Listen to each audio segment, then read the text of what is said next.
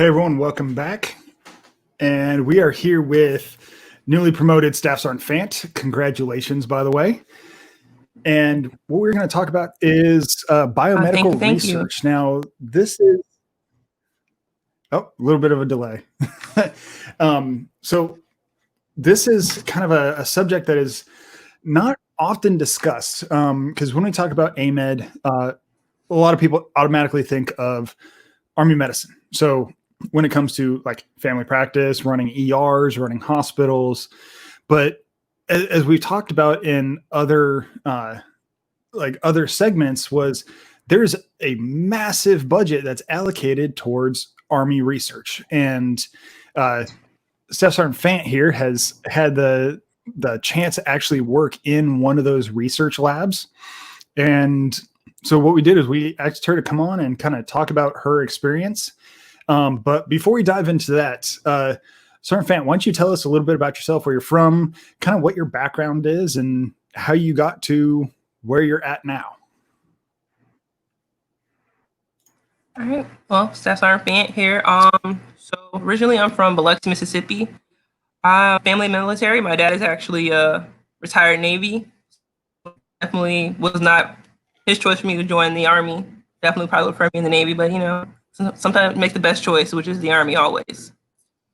So I came in the Army after I graduated college, psychology at State University out in Georgia. Originally, I was an education major. Got to my junior year and realized I don't like kids in large groups, which definitely doesn't work if you're going to be a teacher. So, so that's how I ended up in psychology. Joined the Army pretty much right after college. It was right after the cash, so it was a good opportunity to get some student loans paid off and to see the world before I kind of got settled in my career. So I joined up. Joined as a lab tech, 68 kilo, best medical MOS in the Army. Don't really want to tell you any different. And while I was in AIT, actually, they approached me about becoming a Papa 9, which is a research assistant for enlisted side in the Army. And so from that, I went to my first station, which was actually right Massachusetts, where Usarian is. Mm-hmm. So there is a little bit of a delay, so we might experience that. So when she's saying like Papa 9, that is like what we discussed before. That's the additional skill identifier. So typically the kilos, they work in our hospital systems, working a normal like biomedical testing lab. The Papa 9, why don't you go a little bit more in depth with that? Like, what is a Papa 9? What do they do? What's their scope of practice? What's their specialty? Okay. So Papa 9s are first off, we still are regular lab techs, but our focus is more on research. So everything we do is pretty much geared towards research. So not so much on the clinical side, which is what a traditional lab tech would do. So we're the ones who actually do the bench work for it, any experiment. Also be authors, helpful. So if you ever see like the person in any like movie where you see the person doing the pipetting or mixing up the tubes and all that stuff, that's what the Papa 9s do. So we are in the background doing the work in the lab. Okay, so I know you said you've gone into the more research side, and then you went to work for NATIC, and that's kind of where we cut off. So go ahead and take it off from going out to NATIC, which is again one of our research labs. Mm-hmm. So my first position was at Massachusetts. It's our environmental medicine research lab. So I did a little bit of everything up there. There's 4 main components up there. I worked in probably 3 of them, just because there's a limited number of Papa 9s. So once you become one, everybody kind of wants you.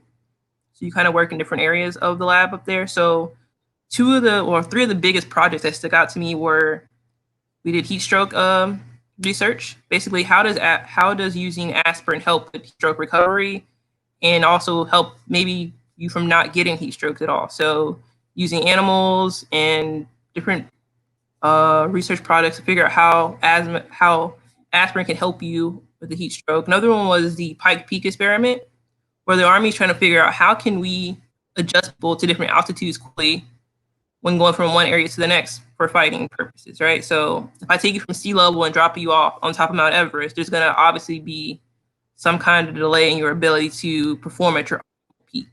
So what medicines or what can we do to help you acclimate quicker so you can be at full fighting strength? Another one that we did that sticks out. So let me hold you right there. So the Pikes Peak thing is how that directly affects like me doing my job. When I was working as a medic in Afghanistan, we went from Fort Riley, Kansas at about 1,000 feet ish above sea level. Got on a plane, went to Manus, which is a little bit higher. I want to say it's like 5,000, but we capped out at, I believe we were at almost 11,000 for a few different missions and stuff like that. So the research that gets done like this, it does directly affect us, but because when we start learning these things, again, research gets published and it gets starting to know. So now it goes into other communities. So the mountaineering community, I'm sure they know about it. And when you start talking about like HAPE and HACE, so if you don't know what that is, that's high altitude pulmonary edema and high altitude cerebral embolism. And then AMS, so acute mountain sickness, stuff like that. So the research that they're doing in all this stuff directly affects not only us, but also civilian counterparts working in high altitude rescue and things like that. So it's not just for Army use. It makes its way out very quickly. Yeah, another huge partnership would be with the Olympics. So you have them training at different altitudes to be able to adjust when situations change, because you're not always going to be at your normal altitude when you have to go. So a lot of the athletes train in Colorado because it's higher altitude. So when you move to lower altitudes, you're able to accommodate, move quicker. Plus, there's some research on whether or not training at higher altitude helps you perform better. But we'll see. Yep. All right, awesome. So I'm going to go ahead and get this situated. Let's see.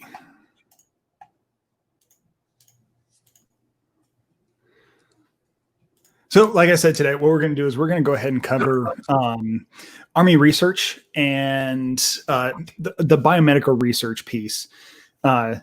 It's not that well known, and actually we're going to kind of cover it a little bit later on today. We're going to talk about the Medical Service Corps and kind of how they fit, because that's kind of your catch-all corps for everybody else that's in the STEM field. So people that aren't working in the hospitals, that aren't working in private clinics or private offices, this is more your academic side. So they're going to be working with universities. They're going to be working in doing these research projects and kind of how they would play a role into our research that the Army does as well. So like I said, bear with us. There's a little bit of a delay. So when I click through the slides, there might be a little hang up, but if you do have any questions, go ahead and feel free to leave them in the comments. We'll try and answer them to the best of our ability. Obviously, with anything research related, there's a level of secrecy for some stuff, and some stuff not any at all. So things we may be able to discuss, things we may not be able to discuss. Honestly, we're on the recruiting side, so there's not much that we know that isn't available to be looked at, like readily available. So go ahead. I'll control the slides for you, Sergeant Fant. So just let me know if I need to go on to something else. All right. Just go to the next slide.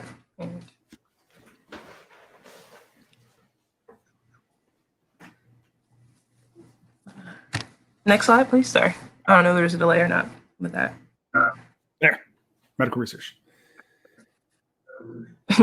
All right. So the first question people usually mention is, why is the military doing medical research? It doesn't really fit with like what you traditionally see the Army doing. You see most commercials see us in a war fighting kind of stance.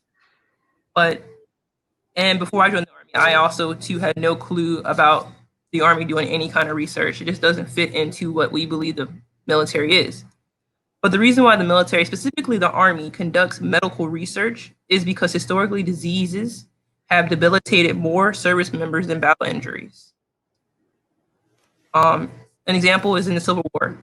2/3 of the 600,000 soldiers who died were killed by uncontrolled infections. infectious diseases. It was a major factor in the outcome of the war, actually. Had those soldiers lived, the war might have continued a lot longer than the 5 years that it actually did.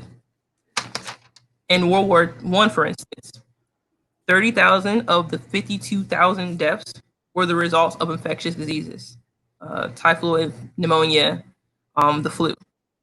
Even in World War II, over half of our deaths were the result of an infectious disease attacking a war wound.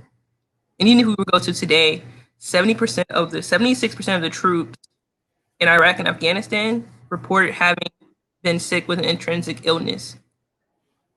And so that is why we do medical research.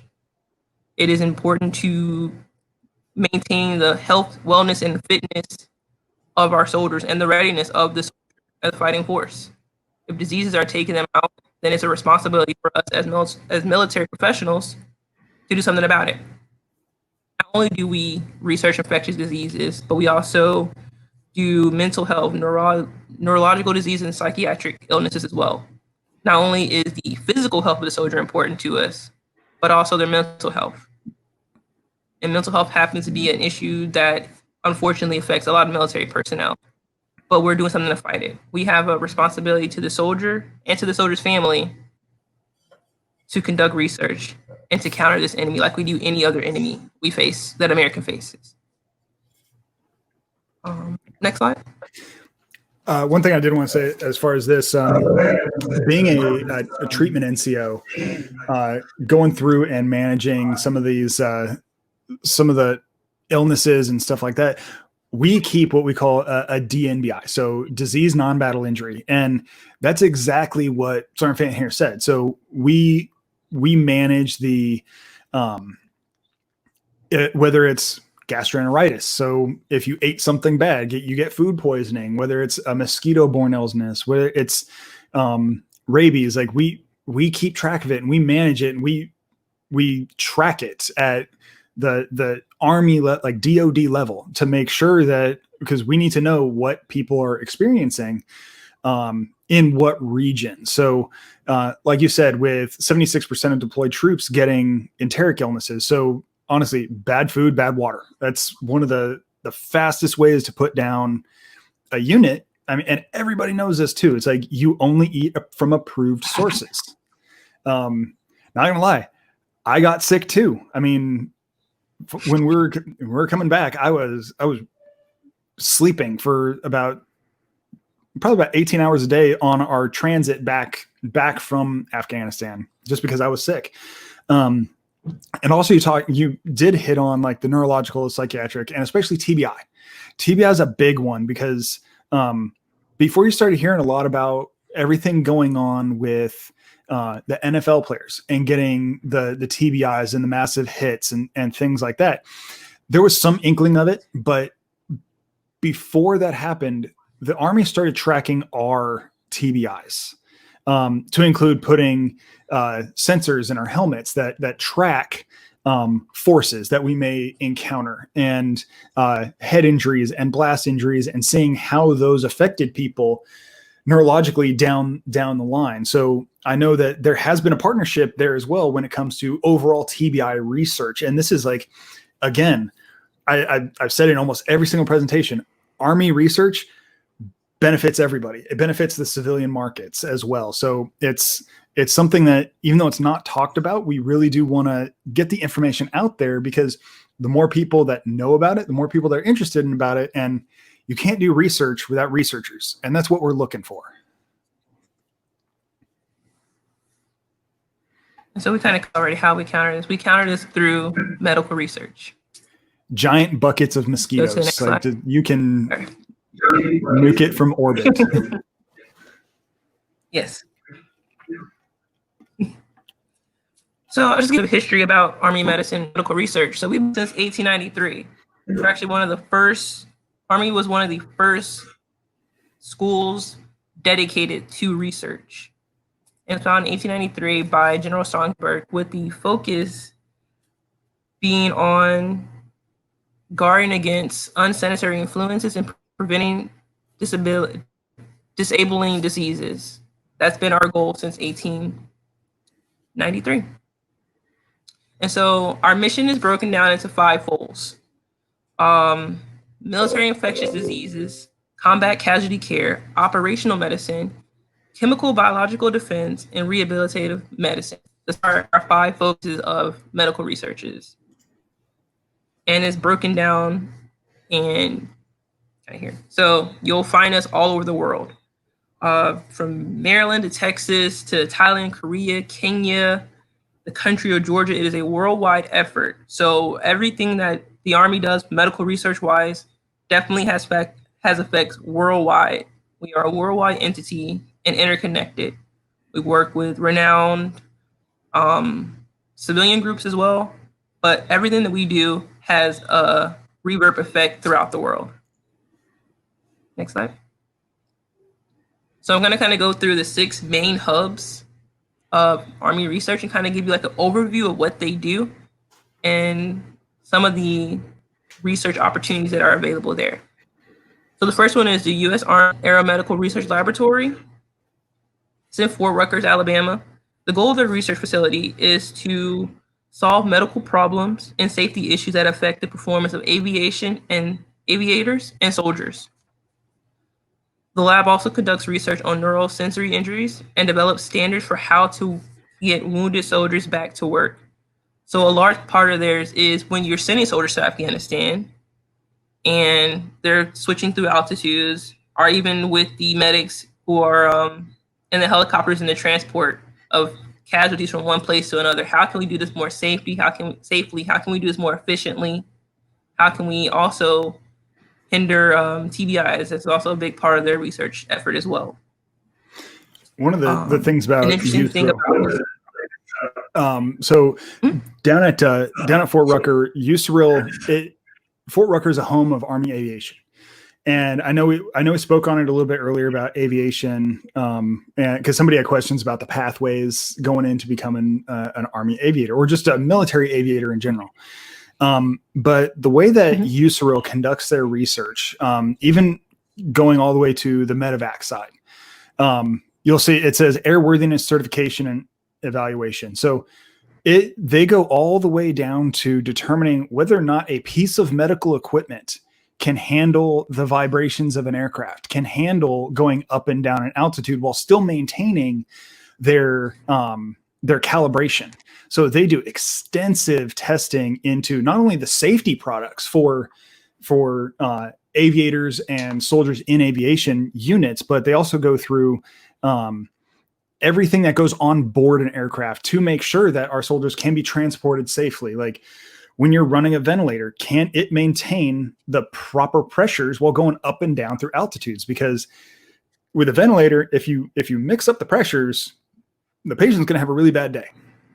And that's just what it boils down to. So this is one of those things. And like you said, the research partners, there are a lot of well-known research partners. Biggest one right here, NASA. I want to take a little sidetrack here, actually.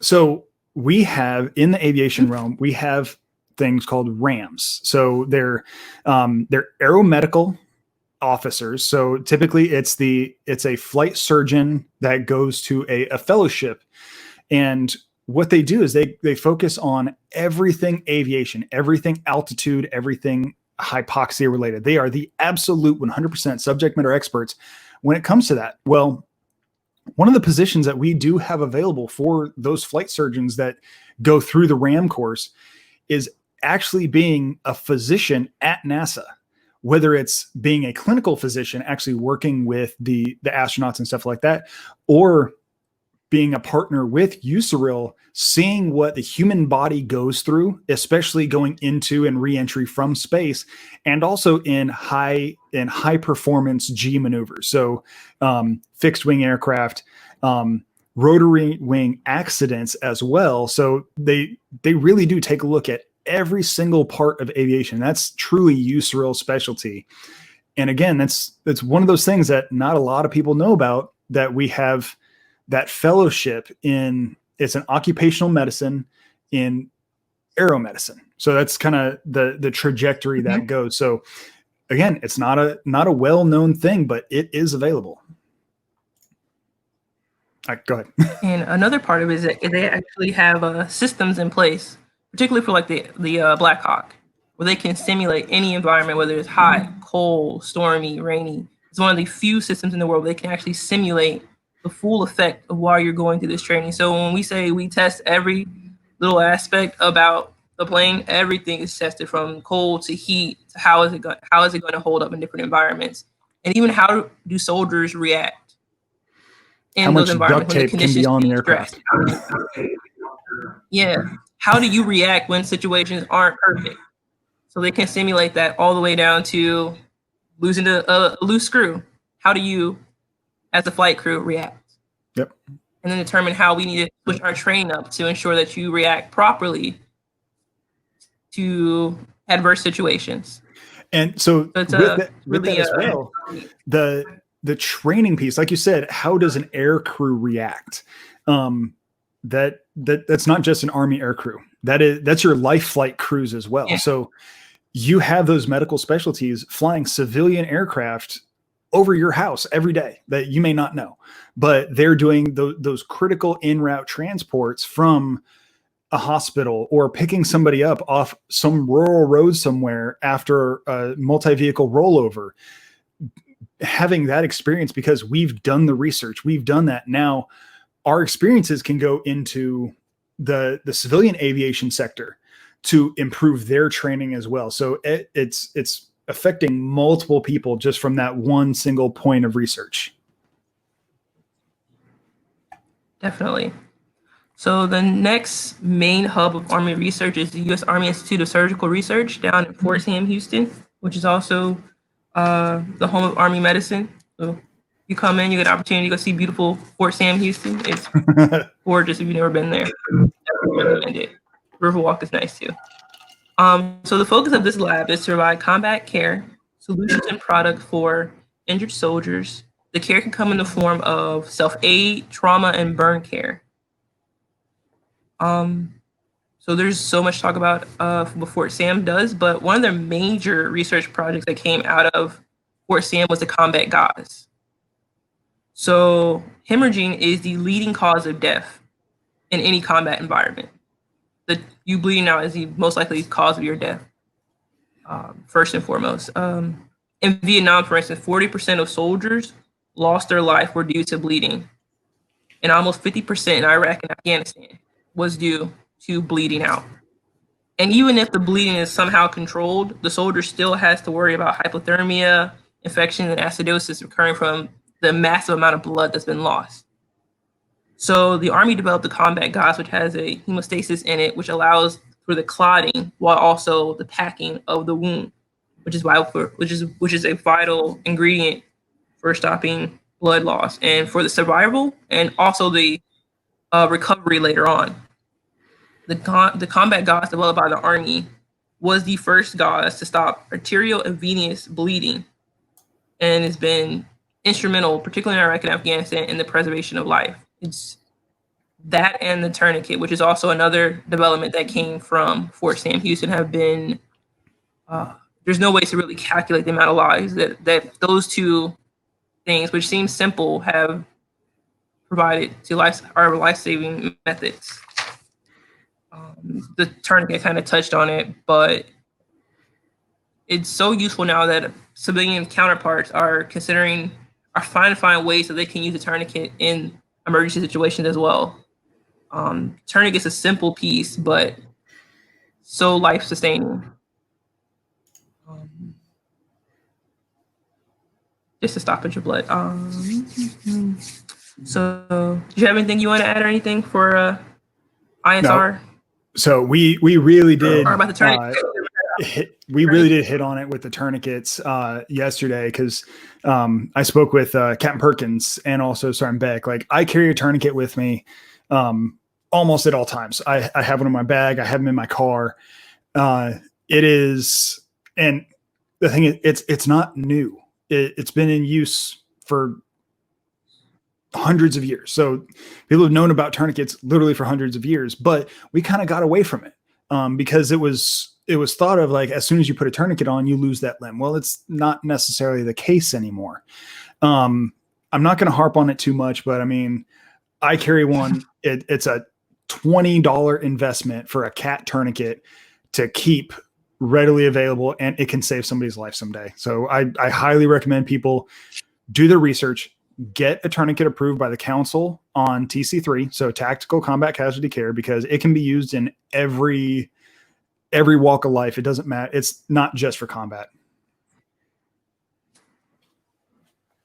Definitely. And there were some other research things but those are like the biggest things that come from Sam Houston that are having not only military effect, but local effect, but also global effect. The third major lab in Army Medical Research is the Army Medical Research Institute of Infectious Disease in Fort Detrick, Maryland. The core function of this lab is to safely study highly infectious agents that require a BS level 4. So BS level is your biological safety level. 4 is like Top Gun. Don't get any higher than 4. 4 is your most dangerous biological weapons. It's like Outbreak. So some of the agents that, It's like if you see the movie Outbreak, that's a BSL level 4. So you're fully in full infectious disease outfit. So if the mask, the gloves, the full body suit, that's BS level 4. So some of the agents that they research are anthrax, botulism, Ebola, the plague, ricin.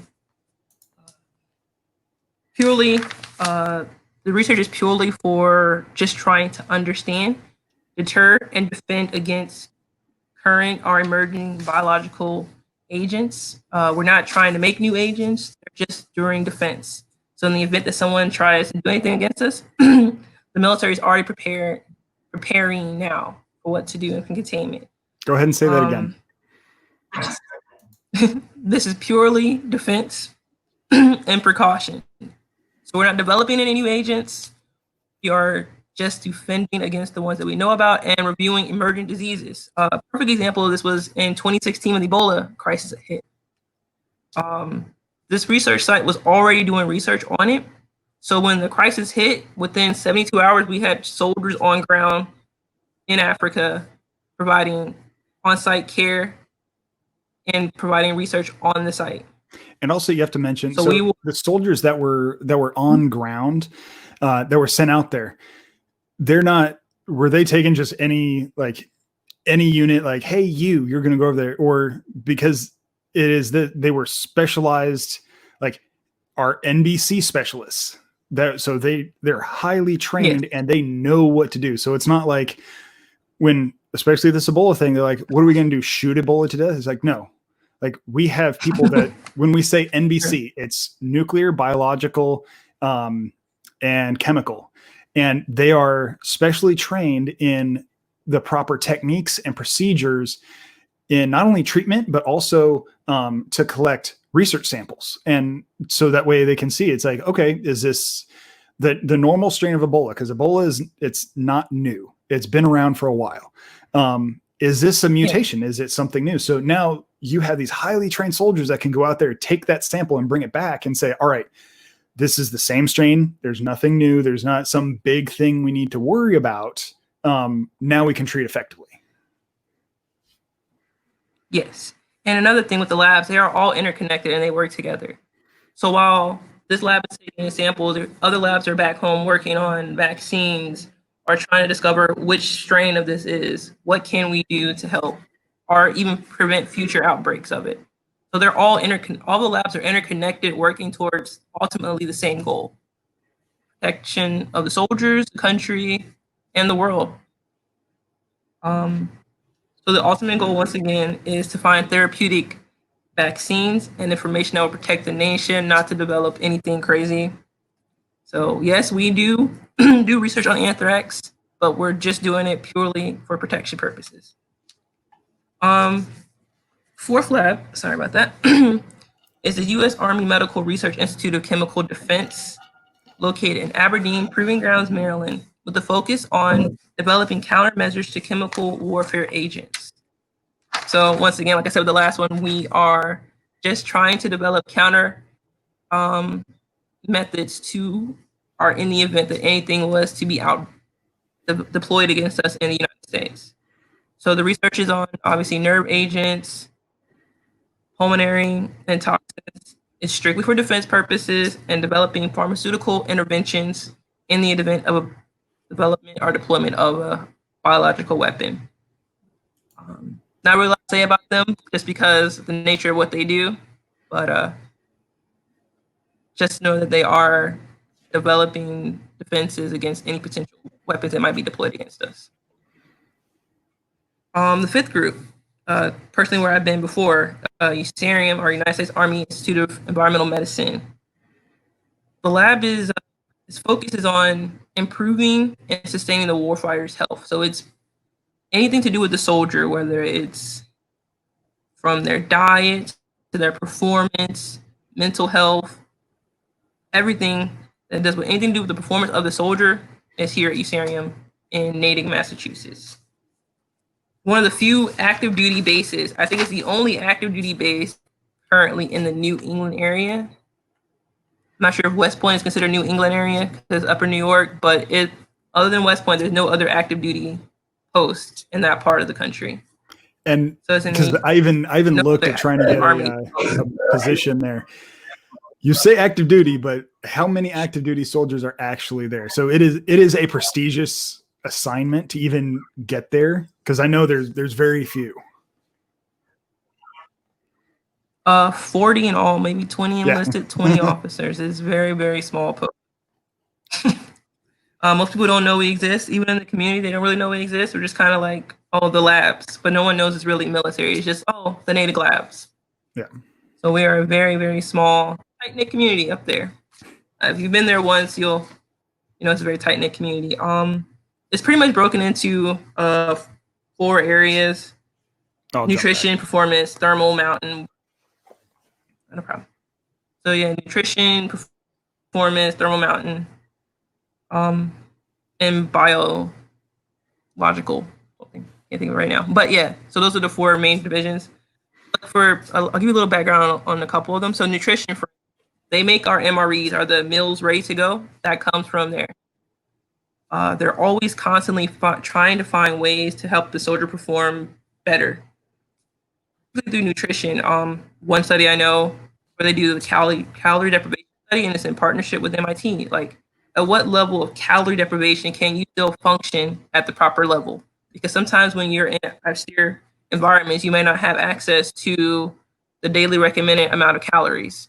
So at what level can you still perform optimally? What amount of calories can you still perform optimally at? So they research that. The performance, they have a model where they can tell you based off your bone structure, your density of your bones, how much it will take for you to sustain an injury from. They have an actual computer model that does it all. It's really neat. And the thermal mountain group, we kind of talked about already, they're the ones responsible for the Pike Peak study. So it's a pretty prestigious day. If you're ever in Boston, you should go give them a check. Look out. They may not let you in. Yeah, they may not let you in. You might probably won't be able to find it either. So the last lab is the Wall Street Army Institute of Research, and this is actually the last lab I was at before I came here. So my whole military career, I've been in Army research. So it's kind of, before I get to recruiting, my whole career has been Army research. So a little bit about my background there. Then the focus of this lab is to research infectious diseases and brain health. And the diseases they focus on anything that's level 3 and below. So all your level 4, your highly contagious and deadly diseases are handled at Fort Detrick. Anything below that is handled at Rare. And so a little bit of the difference between Fort Detrick and Rare is that these two in particular definitely work in partnership when it comes to disease fighting. Rare is more likely you're going to handle making your vaccines and your drugs. And we have the capability of doing everything in-house, from drug discovery to drug development. All can be handled within house. Then Rare. Some huge projects that have had like world renown that came out of Rare. The first one is the HIV tie study, which was the first clinical trial to show a vaccine regimen was safe and modestly effective in preventing HIV infections. That came from military medicine. Another one was in 2008 when the Zika outbreak occurred. Within 9 months, this lab was able to get a drug from initial concept to clinical trials. This lab has also conducted over 35 clinical studies for malaria. And this is the first and only lab to produce a human vaccine that can candidate for the Middle East respiratory syndrome. It's a cousin of SARS, and it has a mortality rate of 40%. And it was military medicine that was able to get a vaccine, at least a vaccine candidate in place. And that's all from military medicine. Yeah, it's so A lot of obviously named after Walter Reed. And if you don't know the history of Walter Reed, like the actual man himself, it is definitely worth a look, because I mean, everything from malaria to yellow fever to a lot, I believe typhoid too, a lot of the endemic diseases to certain regions, like especially during, because I believe he was around the time of like the Philippine insurrection, stuff like that. There were a lot of what we call DNBI, the disease non-battle injuries, that were occurring in this time period. And he was instrumental in not, even if it's either figuring it out or verifying. So through peer review research, actually verifying, yes, yellow fever is caused by this like specific breed of mosquito, whether it's Anopheles or Aedes. I can't remember offhand. I went through the field sanitation long time ago. But that's where a lot of that piece comes from. And so Sergeant Fant here is the person responsible for introducing me to Colonel Black. I know I've talked about him. I believe this is the third time on this marathon. I did get a chance to talk to him. I did sit down with him. We finally got all the approvals done. Now I just need to go back and kind of edit our interview together. But if you're interested in this research piece, head on over to our YouTube page. It's on the link tree below, or Careers in Army Medicine. And what you can do is you can take a look and see what things we have posted, and definitely pay attention to him, because he talks about what it's like being a researcher at Rare. What are some of the things that they've done? What are some of the developments that they're working on? There's one really cool one, especially in this whole time of coronaviruses, because like you said before, MERS is a cousin of SARS, which MERS, SARS, and COVID are all corona type viruses. That's the style of virus it is. So he did mention there was a big push, not only studying SARS and studying MERS, that may shed light on something down the future for COVID. And he does mention it. So I'm going to try and get it posted tonight, if not tomorrow. And that way you can go through, take a look. And it's really interesting to see what Rare has done as far as some of these diseases as well.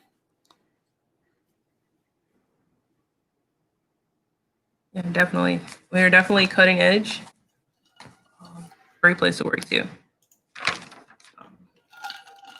And go to the next slide. So I kind of mentioned earlier that we are worldwide and we have bases everywhere. So I'll kind of touch on a little bit of those. So we have the Georgia labs, the country, not the state. And that's responsible for monitoring diseases and the antibiotic resistance, which is MRSA resistant. I always get it wrong, but it's been resistant. But look it up, MERS. MRSA. But yeah, MRSA, yeah. Look it up. I always get it wrong. I always tie with it. But anyway, the Army has military research, particularly has 6,000 agents on file, because it is a future current issue that the world is going to face. Actually, is because penicillin was great, but as we have continued to use penicillin, things are starting to become resistant to penicillin. And as we create more antibiotics, other things are also becoming resistant to these antibiotics. So it's important that we are aware of what drugs are becoming resistant to antibiotics, so that we can start working on future drugs to combat those diseases. Which It is is a why you future take your problem. entire That is course of already antibiotics. Like, even if you're feeling better after 5 days, if they always. say take it for 10, take it for 10, because that's how you get super bugs. Yeah, it is a coming problem in the future. So the military army is already on top of that and starting to do the research now. So we won't be caught off guard when it happens or as it gradually happens.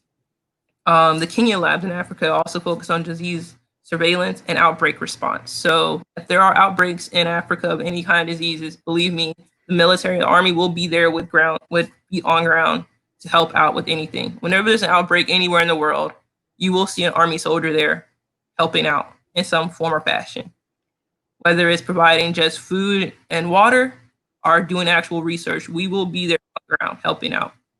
This is part of our mission. And then the Thai lab, which focuses on emerging infectious diseases. So part of that is that we're in all the major parts of the world, so Europe, Africa, and Asia, looking for emerging diseases. So we're also, not only are we acting on things, but we're also being proactive and looking for future diseases that might occur as well. So this is kind of like a map of where we are worldwide. So we're a little bit everywhere. So if you also join the army, a little plug here, not necessarily going to mean you're going to be stateside the whole time. There are you, if you want to go to different places worldwide, we are worldwide with research. So if you find yourself being a biochemist and you're like, I don't want to stay in DC my whole career because I'm a biochemist, there's a chance you can go to Europe, you can go to Africa, you can go to Asia. There are opportunities there for you. And let me go ahead and plug the video again. So Colonel Black. So the only reason I got a chance to actually talk to him was he was currently PCSing. So if you don't know, that's just us moving to a different location. It's a permanent change of station. So he was moving from Rare in Maryland to Germany. So he was getting sent out to Germany and he was taking a command of one of the units out in Germany. So just because you are a researcher, like Sergeant Fant said, just because you're here in the US doesn't mean that's where you're going to be. Like, if you're interested in doing some of these more field studies, we do have the availability for you to do that. Definitely. So I actually have a couple questions that someone asked me when I was kind of going through the brief with them, and I'll kind of touch up on them. So what sets Army medical research apart? So I think the biggest thing that sets us apart is our direct effect on the soldier and the nation. So unlike our civilian counterparts, the focus of our research is on the soldier and not profitability. So in any civilian research, the purpose of the research is to make an item that you can make money off of. I mean, that's just the nature of any business. Army research is not that way. The ultimate goal is not to make any kind of money or profit. Our goal is to help the warfighter and the nation at large. So in that event, we end up researching a lot of things that are just not applicable to our civilian counterparts because there's no money to be made from it. Like leishmaniasis. There's no real push in America for us to do any research because it's not something that's going to affect us personally as Americans. So there's no skin in the game. But Army medicine researchers it because when we send soldiers to those environments, they're at risk. So not only does that research help us, but it helps those people in those environments who may not have access to research facilities to conduct that kind of stuff. Another part is that we provide young medical researchers and middle-aged ones, old ones too. Everybody can get some. A safe place to grow and develop not only their research abilities, but their leadership potential and provide them opportunities to be PIs. So our principal investigators. So if you're in research, you know how hard it is to become a principal investigator. You have to have a lot of time in the game before somebody provides you an opportunity to lead your own investigation. Well, in the Army, you have a high likelihood of being a principal investigator as soon as you come in because you're coming in as a captain, which comes with inherent leadership responsibilities. So if you find yourself in a research spot and you're always second fiddle to somebody, consider the Army. Definitely have opportunities for you to grow in your craft and encourage you without there being. The other thing to consider, so you mentioned being a PI, and when it comes to research, there's something that researchers they're fighting for, and they're fighting like against each other, trying to get grants. Well, guess what the Army doesn't have to do? Like, the money is there to fund this. Like, you're given a task. It's like, hey, this is what you need to research. This is your funding. Go. Even if you have an idea, like, you're not fighting for a public grant from anywhere. You present it to up your chain of command, and they're like, good to go. All right, guess what? You're off and running. It's not like you have to sit there and fight trying to get this grant. Then if you lose grant money, your project's dead in the water. Like, it is something that is very unique to the Army, that the civilian side is always it. The way it was put to me, so I've talked to a few of them, it is a cutthroat market, especially in academia. Yeah. You'll have PhD candidates that they're trying to undercut their own peers just to try and get grant money. We don't see that in the Army because they're all working together. Everybody's getting the same funding. Yeah. So that's definitely a large part about it. It's also security and knowing that you're going to be funded. Because as long as your research is geared towards a soldier, which they will make sure of, obviously, you're going to be funded. You will have everything that you need, plus you can work with other people to get extra things if you need it as well. And there's no cutthroat when it comes to like publishing, because you're working together for the ultimate goal. But it's definitely, that's why I mentioned that mentorship is a big thing in the military research, because on the civilian side, it may not always be advantageous for people to mentor you because you're always vying for the same spots.